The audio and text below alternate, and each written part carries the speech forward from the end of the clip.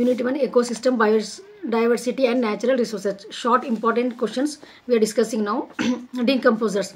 Decomposers are organisms like fungi, bacteria that break down dead plants and animals. Dead plants और animals को break down करके जो fungi और bacteria form होते हैं उसको decomposers बोलते हैं. ठीक है. They recycle nutrients back into the soil. ये लोग क्या करते हैं, न्यूट्रिएंट्स को रिसाइकिल करते हैं सॉइल में, प्रोमोटिंग प्लांट ग्रोथ, उससे प्लांट ग्रोथ में हेल्प होती. Decomposers play a vital role in maintaining the balance of the ecosystem. Ecosystem के बैलेंस को मेंटेन करने में डिकम्पोजर्स बहुत इंपॉर्टेंट रोल प्ले करते. They prevent the accumulation of organic waste. ये लोग क्या करते हैं, ऑर्गेनिक वेस्ट जो भी रहता है उसको एक्यूमुलेट करते हैं. एक्यूमुलेशन बोले तो जमा करना, एक जगह जमा करके, waste by the decomposing it. Examples include mushrooms, earthworms and certain microorganisms are the examples of these decomposers. Next, biogas. Biogas is a renewable energy source है. ठीक है. Produced from organic waste via anaerobic digestion. Biogas renewable बोले तो जिसको हम renew कर सकते हैं, फिर से अपन उसको बना सकते हैं.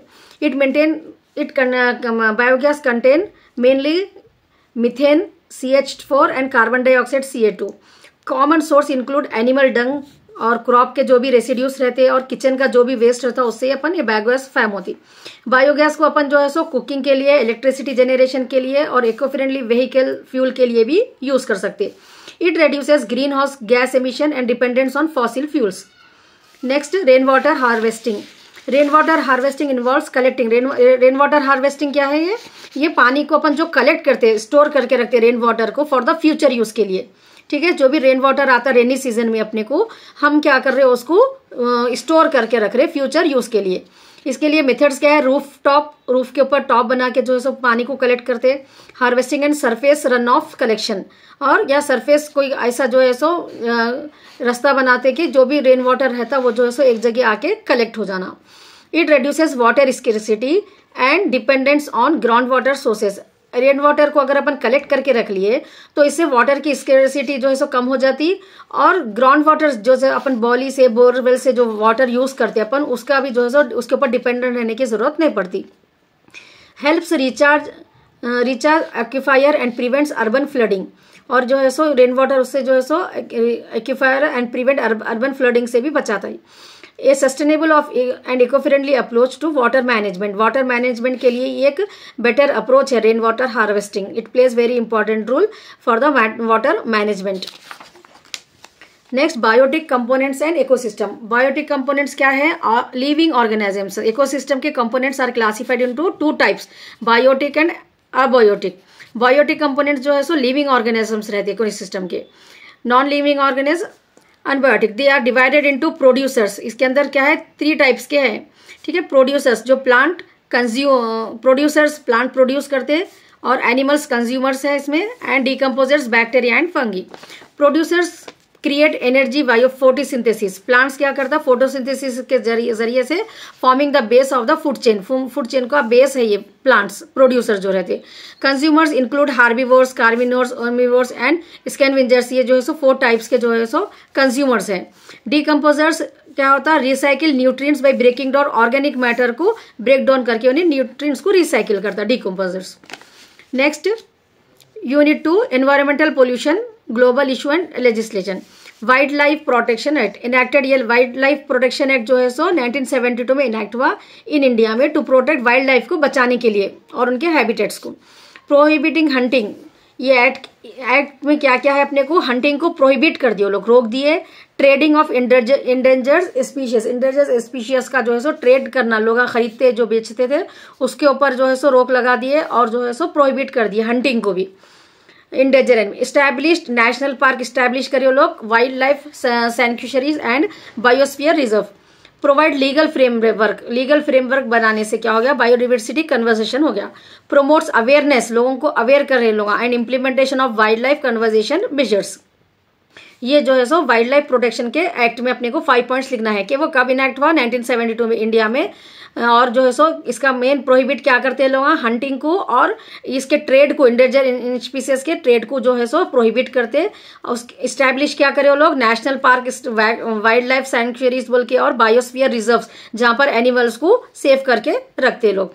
और प्रोवाइड करे लोग legal framework for biodiversity conversion के लिए जो है सो कुछ भी अगर उसके लिए लीगल फ्रेमवर्क भी है, मतलब पनिशमेंट वगैरह फिक्स करके रखे। और प्रोमोट कर रहे हो लोगों को अवेयरनेस कर रहे, इम्प्लीमेंटेशन ऑफ वाइल्ड लाइफ कितना जरूरी है कंजर्व करके रखना अपने को बोल के। Next, global warming.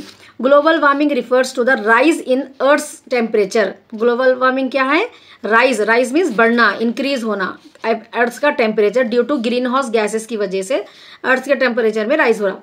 Major causes क्या है इसके, include burning fossil fuels, deforestation झाड़ों को कम कर देने से, और इंडस्ट्रियल के एक्टिविटी से जो भी पोल्यूशन हो रहा उससे जो है सो ग्लोबल वार्मिंग हो रहा अपने को। इफेक्ट्स क्या है इसके, इंक्लूड मेल्टिंग पोलर आइस जो है सो मेल्ट हो जा रहा, राइजिंग सी लेवल बढ़ जा रहा उससे, और एक्सट्रीम वेदर कंडीशंस हो जा रहा। ठीक है, अपने को यहाँ पर नहीं, लेकिन जो एरिया जैसा कि हिमालय के करीब ऐसा है जहाँ पर पोलर आइस जहाँ पर रहता, वो वहाँ पर के लोगों को जो है सो वेदर कंडीशंस में एक्सट्रीम वेदर कंडीशन हो जा रहा उसकी वजह से। Leads to loss of biodiversity and changes in ecosystem. इससे क्या हो रहा, loss of biodiversity and ecosystem जो है सो पूरा चेंज हो जा रहा। सोल्यूशन क्या है उसके लिए, इंक्लूड रिड्यूसिंग एमिशन, जो भी धुआं वगैरह पोल्यूशन निकलता है उसको रिड्यूस करना, अफॉरेस्टेशन प्लांट्स वगैरह लगाना, एंड अडॉप्टिंग रिन्यूएबल एनर्जी जो है सो यूज करना। Next we have ozone layer depletion. Ozone layer depletion, ozone layer depletion is caused by CFCs, halons and other chemicals की वजह से जो है सो ओजोन लेयर में डिप्लेशन हो रहा। डिप्लेशन बोले तो डिक्रीज, कम हो जा रहा। इट अलाउज, उससे क्या होता है, ओजोन लेयर डिप्लेशन होगा तो it allows harmful UV rays आते हैं अर्थ सरफेस के ऊपर डायरेक्ट। सन के जो भी रेस रहते हैं ना यूवी रेज, वो जो है सो डायरेक्टली अर्थ सरफेस पे रीच होते। इसके इफेक्ट से क्या होता है, स्किन कैंसर होता, cataracts disease and reduce agriculture productivity जो है सो रेड्यूस होती। इससे एग्रीकल्चर के ऊपर भी बहुत इफेक्ट पड़ता। द मॉन्ट्रियल प्रोटोकॉल 1987 में एक रूल निकाले, aims two phase out ozone depleting substances को जो है सो कम करना बोल के, फेज आउट करना बोल के, यूजिंग इको फ्रेंडली प्रोडक्ट्स। अगर अपन ओजोन लेयर को डिप्लेशन को कम करना है तो क्या करना है अपने को, using eco friendly products use करना एंड मिनिमाइज करना chemical emission can be mitigate the issue. Main problem chemical emissions है और जो इंडस्ट्री से वगैरह से जो निकलता उसको जो है सो रेड्यूस करना। Next, green house effect. The green house effect traps heat. Green house effect क्या करता, ट्रैप करता, पकड़ लेता, पूरा कैच कर लेता उन्होंने हीट को in the earth atmosphere keeping it warm. Now की greenhouse gases include CO2, CH4 and water vapour. Greenhouse gases क्या है, CO2 carbon dioxide, CH4 and water vapour. while natural human activities have intensified it leading to global warming। Green of effect में active human और while natural और human activities जो है सो करने से leading to global warming.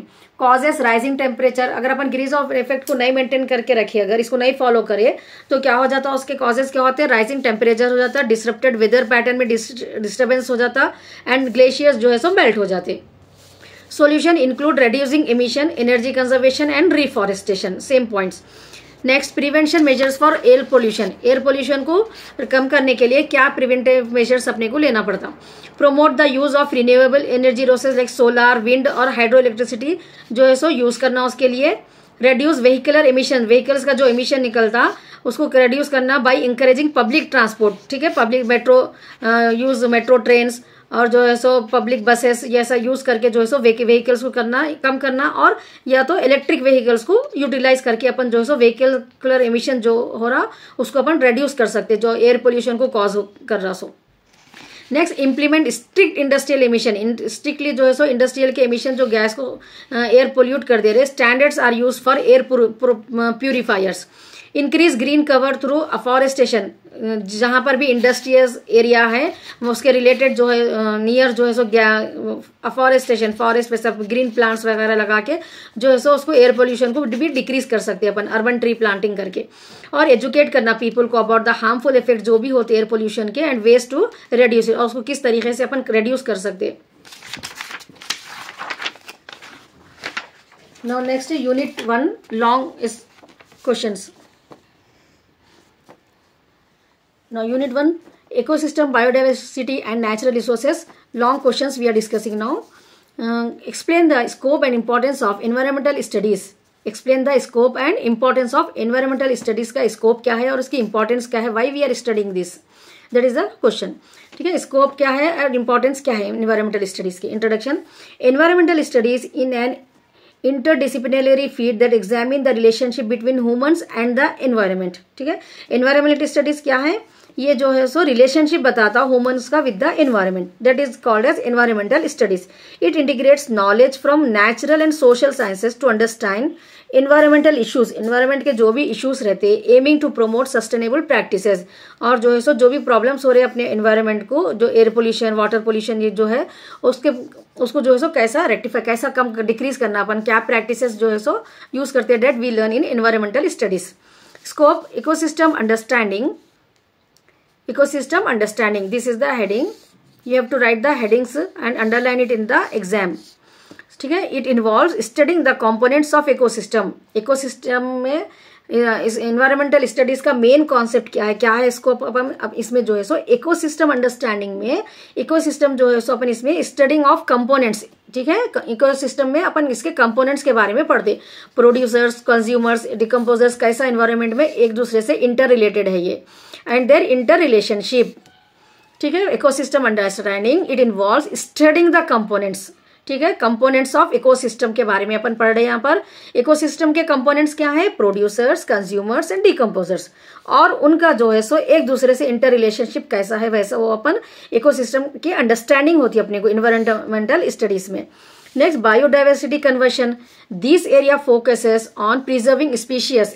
Environmental studies में अपने को और ये बताया जाता है कि बायोडाइवर्सिटी कन्वर्शन के कैसा अपन फोकस करना है अपने स्पीशीज को प्रिजर्व करने के लिए इकोसिस्टम में, and genetic diversity through methods like wildlife sanctuaries and breeding programmes करके जो है सो अपन स्पीशीज को प्रिजर्व करना, बायोडाइवर्सिटी कन्वर्शन है ये. नेक्स्ट, नेचुरल रिसोर्स मैनेजमेंट भी इसको एनवायरमेंटल स्टडीज के स्कोप में आता. Environmental studies address sustainable use of resources like water को करेक्टली यूज करना. सस्टेनेबल मीन्स प्रॉपरली यूज करना अपन यहाँ पर, और एनर्जी को, फॉरेस्ट को, aiming to prevent over exploitation नहीं होना इसका. ठीक है, natural resources management also a part of environmental studies. Ecosystem के बारे में पढ़ते हैं अपन इसमें, बायोडाइवर्सिटी कैसा स्पीशीज को प्रिजर्व करके रखना, एंड नेचुरल रिसोर्सेज मैनेजमेंट के बारे में, वाटर, एनर्जी, फॉरेस्ट को कैसा प्रिवेंट करना, ओवर एक्सप्लॉइट होने नहीं देना. Next, pollution control. This is the most important scope of environmental study. The field also cover the causes. क्या क्या कॉजेस रहते पूरा अपने को जो है एनवायरमेंटल स्टडीज में, इसके कॉजेस और उसका इफेक्ट क्या हो रहा, एंड उसके सॉल्यूशंस क्या है पोल्यूशन को रिड्यूस करने के. ये तीन भी चीजों का अपने को इसके अंदर स्टडीज होती, including air, water and soil pollution. Next, climate changes. Studies climate changes के बारे में भी अपन इसमें इसका स्कोप है. It impacts and strategies for mitigation and adaptation. Next, environmental policy and law. It includes understanding environmental legislation and policies like the clean air. ठीक है, जो भी कंपनीज रहते हैं, जो भी इंडस्ट्रीज रहते हैं, नॉट कंपनीज, इंडस्ट्रीज का जो भी पोल्यूशन रहता है उसको जो है सो लीगली लोग पॉलिसी बना के रखे कि क्लीन एयर एक्ट रहना, और the Paris agreement to regulate human impact on the environment. Next, importance of environmental study. Raising awareness. Importance क्या है इसकी? अवेयरनेस रेज करना लोगों के अंदर. Environmental studies help educate people about pressing environment issue like climate change, pollution and conservation. Next, promote sustainable growth by focusing. These headings are more important. You have to underline in the exam. Promoting sustainable development. By focusing on sustainability, it ensures that resources are used wisely. Promoting sustainable development. इसमें क्या कर रहे लोग? Focus कर रहे हैं कि अपने जो भी अवेलेबल रिसोर्सेज है उसको कैसा प्रॉपरली यूटिलाइज करना. Ensure that resources are used wisely. Correctly उसको वाइजली अपन अच्छा विदाउट एनी वेस्टिंग प्रिजर्व भी करना उसको देम फॉर फ्यूचर जनरेशन के लिए. Policy formulation. The field contribute to creating laws and policies. Policy formulation में क्या है, इन लोग क्रिएट करते law and policies that protect the environment. Environment को प्रोटेक्ट करने के लिए डिफरेंट लॉज एंड पॉलिसीज निकालते and promote eco friendly practices in industries and community. In summary, environmental studies plays a critical role in understanding and addressing environmental issues, fostering a balanced relationship between human development and ecological sustainability. ठीक है ना? So what we have seen now, इसका environmental का introduction लिखना है पहले, ये क्या है environmental, it examines the relation human और एनवायरमेंट के रिलेशन को बताता है ये, और जो है सो नॉलेज देता है ये for natural and social science to understand कैसा एनवायरमेंटल इश्यूज को जो है सो अपन एम करके प्रोमोट करना सस्टेनेबल प्रैक्टिसेस। इसका स्कोप क्या है, इकोसिस्टम की अंडरस्टैंडिंग, प्रोड्यूसर कंज्यूमर डिकम्पोजर्स के बारे में उन लोगों का इंटर रिलेशनशिप के बारे में स्कोप है इसका। बायोडाइवर्सिटी कंजर्वेशन, प्रिजर्व करके रखना स्पीशीज को। नेचुरल रिसोर्स में वाटर, एनर्जी, फॉरेस्ट प्रिवेंट करना, उसको एक्सप्लॉइट होने नहीं देना। पोल्यूशन कंट्रोल, उसके कॉजेस क्या है पोल्यूशन के इफेक्ट, और उसका जो है सो सोल्यूशन टू पोल्यूशन क्या क्या है अपने को, air pollution, water pollution and soil pollution. Climate changes जो भी होते हैं उसकी स्टडीज के बारे में, और पॉलिसीज एंड लॉ के बारे में, क्लीन एयर और the Paris agreement regulate human impact on the environment. और उसके इंपॉर्टेंस में रेजिंग अवेयरनेस, लोगों के अंदर अवेयरनेस लाना, प्रोमोट सस्टेनेबल डेवलपमेंट, करेक्टली अपन यूटिलाइज करना जो भी अपने को नेचुरल रिसोर्सेस अवेलेबल है। पॉलिसी फॉर्मुलेशन और लॉस बनाते लोग, पॉलिसीज बनाते फ्रेंडली इको फ्रेंडली प्रैक्टिसेस होने के लिए। And in summary you have to write about this, environmental study plays a critical role in understanding and addressing environmental issues, क्या क्या है उसको अंडरस्टैंड करने के लिए इन्हें अपने को ये स्टडी बहुत इंपॉर्टेंट रोल प्ले करती है, ठीक है। फॉस्टरिंग है बैलेंस रिलेशनशिप मेंटेन करते हैं ह्यूमन डेवलपमेंट के लिए, और इकोलॉजिकल सब ह्यूमन बींग्स का भी डेवलपमेंट होना यहाँ पर, और इकोलॉजिकल अपने जो है सो इकोसिस्टम का भी जो है सो करेक्टली यूटिलाइजेशन और प्रॉपरली लोगों को जो है सो मेंटेन करके रखना, ये जो है सो इकोसिस्टम की इंपॉर्टेंस है। Now next question we have, write about rain water harvesting and watershed management. Rain water harvesting, ठीक है, रेन वाटर हार्वेस्टिंग और वाटर शेड मैनेजमेंट के बारे में लिखना है। Rain water harvesting, rain water harvesting क्या है, collection and storage of rainwater को यूज कलेक्ट करके रखना, क्या के लिए, फॉर फ्यूचर यूज के लिए, particularly in areas with water scarcity, जहां पर भी वाटर की स्केर्सिटी रहती वो एरिया में जब भी रेन होती, रेन को जो है सो कलेक्ट करके रखना फॉर फ्यूचर यूज के लिए, that is called as rain water harvesting. इसके मेथड्स क्या है, रूफ टॉप हार्वेस्टिंग, ठीक है, जो भी रूफ रहते अपने घरों के जो भी छत रहते हैं उसके ऊपर जो है सो कुछ वाटर कलेक्शन प्रोडक्ट रख के जो है सो यहाँ पर कलेक्ट करते वाटर को from roof top in storage tanks बना के जो है सो डायरेक्टली जो भी वाटर आता ये टैंक्स में स्टोर हो जाता, उसको रूफ टॉप हार्वेस्टिंग बोलते हैं। सन सरफेस रन ऑफ कलेक्शन, जो भी पानी फ्लो होता है डायरेक्टली उसको चैनल बना के जो है सो कलेक्ट करते, रोड्स और फील्ड से स्टोरेज सिस्टम, एक सिस्टम बना देते, जो भी रोड्स का जो पानी, फील्ड से जो पानी आता है यहाँ पर जो है सो वाटर वो स्टोर हो जाता, तो इसको सरफेस रन ऑफ कलेक्शन बोलते हैं। Next recharge pits, directing water into pits और wells to recharge ground water, ठीक है। अब डायरेक्टली वेल्स जो है सो रहते हैं इसके अंदर, वाटर डायरेक्ट जो है सो यहाँ पर ड्रॉप होता है इसके अंदर, ऐसा भी जो है सो वाटर को रिचार्ज पिट्स बोलते हैं, उसको ग्राउंड वाटर या वेल्स में जो है सो वाटर को कलेक्ट करना। Next benefits,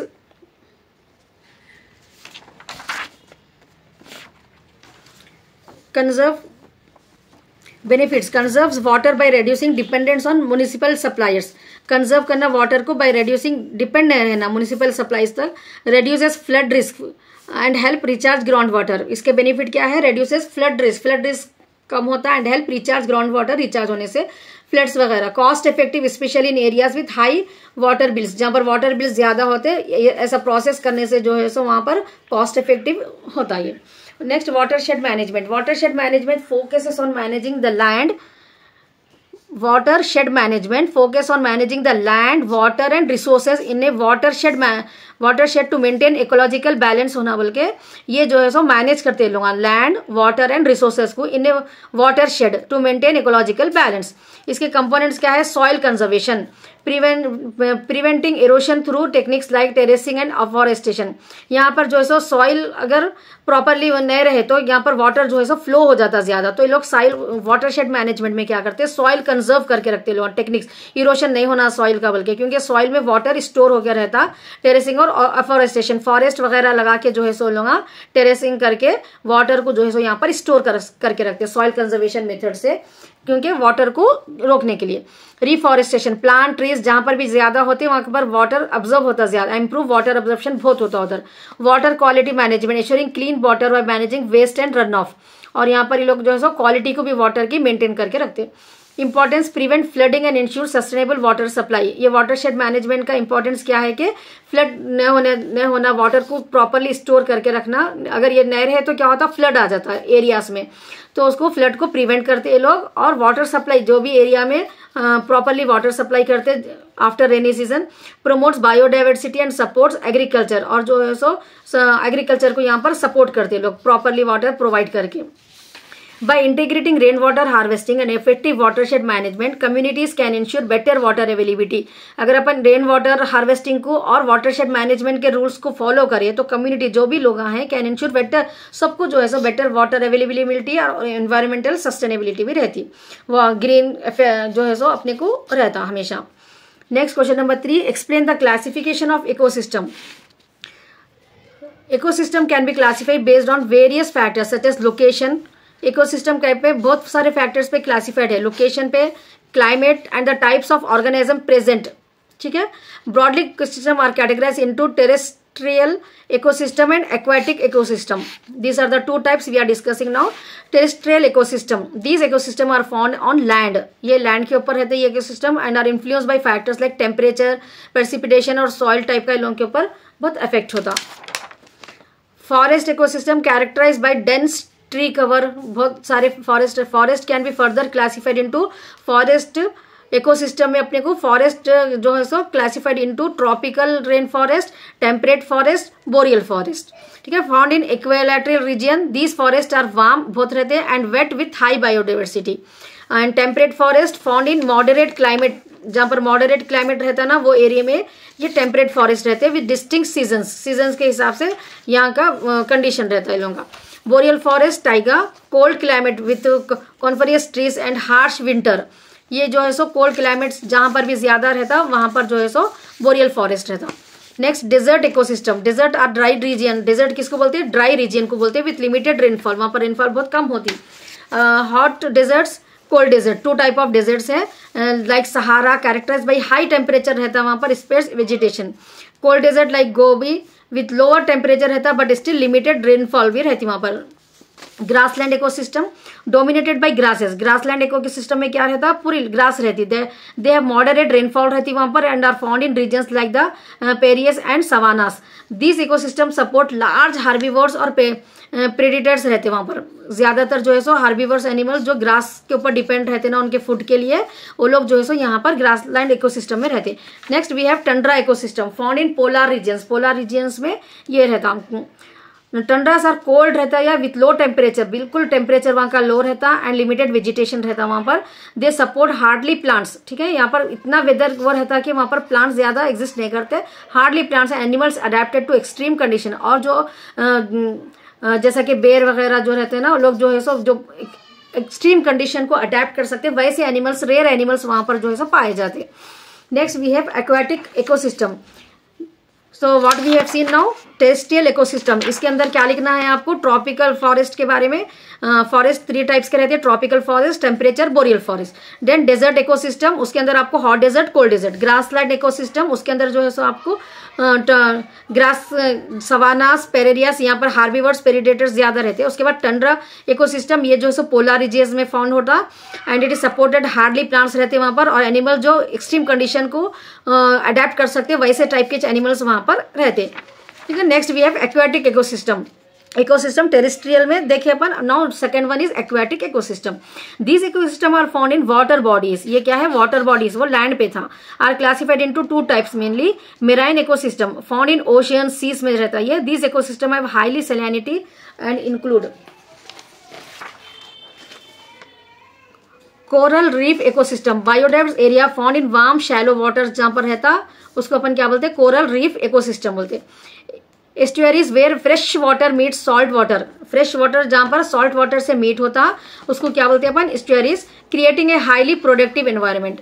next open ocean system, vast deep oceans रहते हैं ये, supporting plankton, fish, marine mammals जो है सो यहाँ पर एग्जिस्ट करते हैं। Next we have fresh water ecosystem, lakes, rivers, streams, wetlands, यहाँ पर क्या है, फ्रेश वाटर रहता। This ecosystem have low salinity रहती है and are crucial for biodiversity के लिए बहुत इंपॉर्टेंट रहते हैं ये। Next we have lentic ecosystem, stagnant water, जो वाटर जमा हो जाता, ठीक है, लेक्स में पॉन्ड्स में स्टैग्नेंट जो मूव नहीं करता वाटर, उसको बोलते हैं lentic water. Lotic ecosystem, flowing water जो रिवर्स में फ्लो होते रहता है जैसा कि स्ट्रीम्स में, उसको लोटिक इकोसिस्टम बोलते हैं। Wetlands, areas like marshes and swamps with standing water, observe कर लेते हैं जो प्लांट एंड एनिमल्स स्पेशीज वहां पर सपोर्ट करते हैं उन लोगों को। Next conclusion, ecosystem are the complex and diverse shape है, ये बायोटिक एबायोटिक फैक्टर्स के लिए जरूरी है। ये उन लोगों का क्लासिफिकेशन टेरिस्टेरियल एक्वाटिक है, helps in understanding the distribution, कैसा फंक्शन हो रहा वेरियस स्पेसीज का and environmental processes. Next question we have, explain conservation of biodiversity. Biodiversity refers to the variety of life on earth. Biodiversity एक छोटा concept नहीं है, ये variety of life on earth, earth के ऊपर जैसा कि स्पीशीज रहते हैं, genetics and ecosystem. It conservation is vital for ecosystem balance, ठीक है, human wellbeing and the planets health. It's conservation of biodiversity is important for ecosystem balance के लिए, ह्यूमन वेलबीइंग के लिए एंड द प्लैनेट्स हेल्थ के लिए। Now importance of biodiversity conversion, biodiversity ensures ecosystem stability, supports human life को support करता है by providing uses like food and medicine and holds cultural significance for many communities.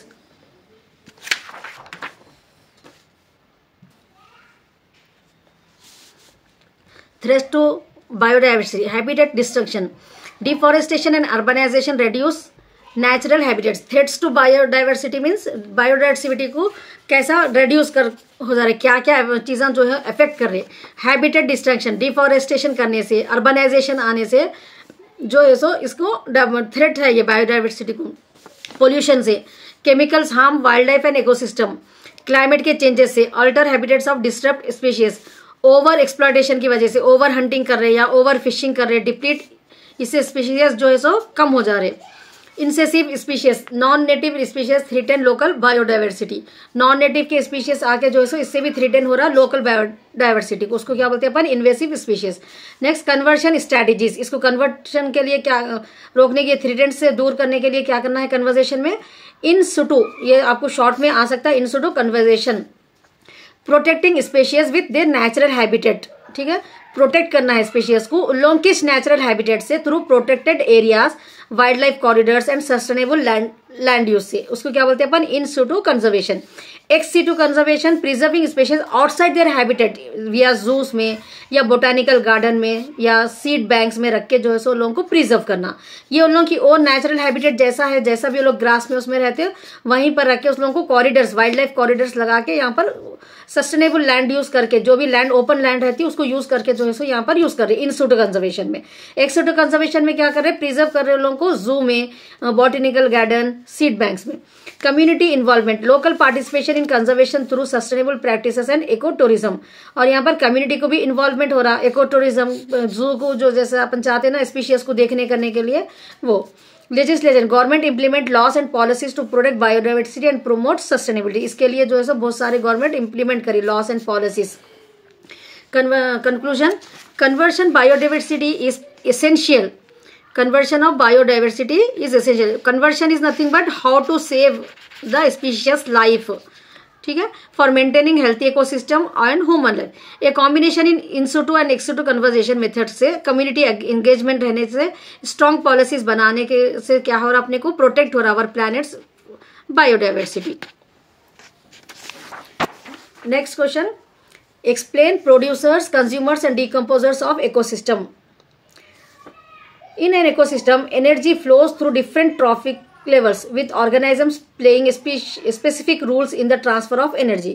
Ecosystem में क्या हो रहा है, एनर्जी जो फ्लो हो रही डिफरेंट ट्रॉफिक लेवल से, ऑर्गेनिजम्स कौन रोल प्ले कर रहे हैं उसमें, organisms playing the role, specific role for transferring of this energy. This role are filled by producers, consumers, decomposers which work together to maintain ecological balance. Ecological balance को maintain करने के लिए जो है सो अपने को producers, consumer, decomposers playing the important role, they are working together. How will see, producers also known as autotrophs. Producers are organisms that can produce their own food autotrophs क्या रहते हैं, अपन साइंस में पढ़े हैं यहाँ। Autotrophs are the plants which prepare their own food using energy, sunlight, soil and की energy को यूज करके जो है सो लोग अपना फूड खुद बनाते, फोटोसिंथेसिस प्रोसेस के जरिए, फ्रॉम द सन और inorganic chemicals. They form the base of the food chain, food chain का ये बेस है ये, and provide energy for other organisation in ecosystem, ecosystem में दूसरे ऑर्गेनाइजेशन को रहने के लिए जो है सो ये प्रोड्यूसर्स प्रोवाइड कर रहे फूड और energy. Green plants, algae, some bacteria, ये एग्जांपल्स है। इन लोगों का फंक्शन क्या है, producers use photosynthesis in plants and algae and chemosynthesis in bacteria to convert solar और केमिकल, सोलर एनर्जी को कन्वर्ट करते हैं लोग और केमिकल एनर्जी इनटू ग्लूकोज में, which is then use as food for other organisms. ये glucose जो है सो दूसरे ऑर्गेनिजम्स को, जैसा कि human beings also using, we are using lot of vegetables no which are producing by the autotrophs. तो इन लोग क्या कर रहे हैं, सन एनर्जी को लेके जो फूड बना रहे हैं उसमें ग्लूकोज रह रहा है, वो ग्लूकोज हमारे को, एनिमल्स को, बहुत सारे animal dependent on this plants only, grass eating animals are there. So यहाँ पर वही जो है which is then used as food for other organism. Consumers, consumer heterotroph, consumers क्या है, ये organism that cannot produce it, जो food खुद का नहीं बनाते, ठीक है, their own food and must rely on other organisms for energy. They are classified into different types based on their feeding habits. Primary consumers बोले तो herbivores that feed on producers, example grasshopper, deer, ये लोग जो है सो directly primary consumers herbivores है जो that feed on producers के ऊपर फीड करते लोग। Secondary consumers carnivores that feed on primary consumers को फीड करते लोग, जैसा कि एग्जांपल फ्रॉग, स्नेक, ठीक है। Territory consumers apex predator that feed on secondary consumers, जैसा कि हॉक्स, लायन है, ठीक है, ये लोग जो है सो इन लोगों को, so they are interdependent on each other. Omnivores organisms that eat both plants and animals, जैसा कि ह्यूमन, बेड्स, ये क्या है ओमनिवोर्स में आते। Function consumer transfer energy from producers to high trophic levels through feeding. Next we have decomposers organisms that break down, ये लोग क्या करते हैं, डेड ऑर्गेनिजम्स और ऑर्गेनिक वेस्ट जो भी रहता है उसको रिसाइकलिंग न्यूट्रिएंट्स को जो है इकोसिस्टम में बैक करते हैं decomposers. They play crucial role in nutrient cycling के लिए बहुत काम है, ये काम में आते हैं मेंटेनिंग इकोसिस्टम हेल्थ।